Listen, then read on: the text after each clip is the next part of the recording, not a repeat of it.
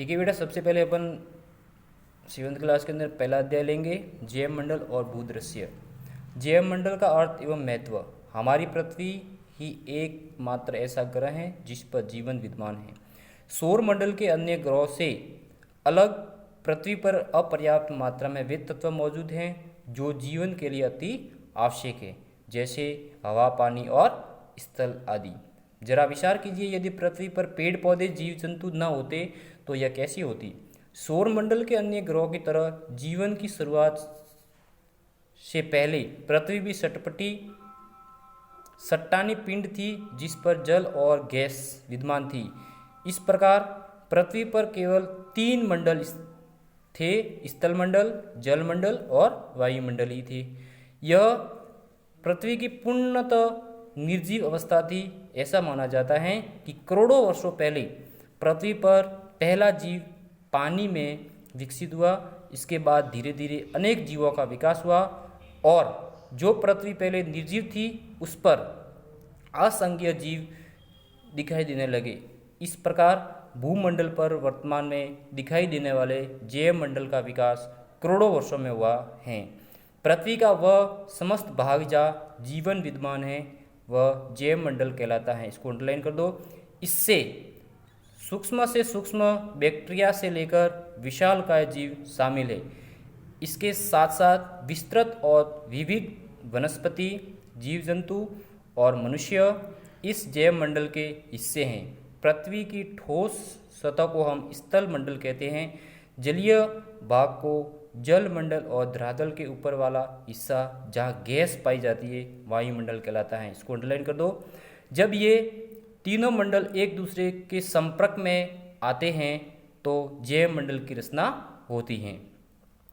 ध्रुवों के बर्फानी प्रदेशों से भूमंडलीय रेखीय प्रदेशों की तीक्ष्ण गर्मी तक, आसमान से लेकर सागर के गहराई तक, चाहे जिस रूप में वो पृथ्वी पर जीवन हैं, सूक्ष्मतम जीवाणु से लेकर बड़े से बड़े पौधों और विशालकाय पशुओं तक न केवल आकार में परंतु जीव जगत के प्रकार एवं पर्यावरण में भी विभिन्नता पाई जाती है। क्या समग्र पृथ्वी पर जैव मंडल है? इसका उत्तर होगा नहीं। हमारी पृथ्वी अत्यंत विशाल है और इसके समग्र भूभाग पर जीवन जीना है। हमारी पृथ्वी के विशाल भूभाग के कुछ हिस्सों को छोड़कर शेष पर जीवन पाया जाता है। पृथ्वी के जैव मंडल को विस्तृत 3 बातें खास बनाती है जो अग्रलिखित हैं।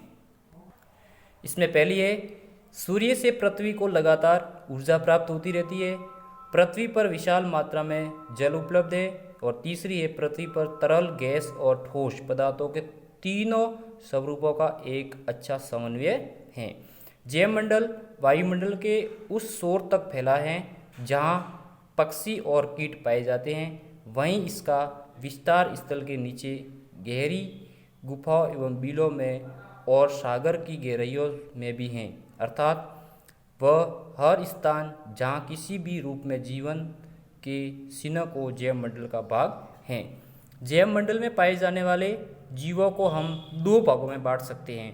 पहला है वनस्पति जगत, जिससे सभी प्रकार पेड़ पौधे, झाड़ियाँ और घास सम्मिलित हैं। दूसरा है जीव जगत, जिसमें मनुष्य सहित स्थल, जल एवं वायु में रहने वाले सभी जीव जंतु शामिल है। अब हम आगे पढ़ेंगे पारितंत्र का अर्थ एवं महत्व। आप अपने चारों तरफ देखेंगे तो कहीं ऐसी वस्तुएं भी दिखेगी जो निर्जीव हैं। जल, मिट्टी, पत्थर आदि सभी निर्जीव अजैविक हैं। इन्हें निर्जीव चीजों के बीच पृथ्वी पर अनेक जीव पनप रहे हैं जिन्हें सजीव जैविक कहा जाता है। इसको अंडरलाइन कर दो। इन जैविक एवं अजैविक चीजों ने हमें चारों ओर से घेर रखा है और यही हमारे पर्यावरण के अंश हैं।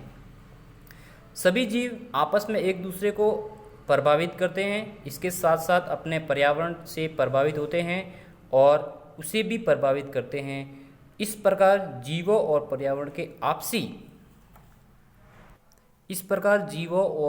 पर्यावरण के आपसी संबंधों की जटिल व्यवस्था बन जाती है।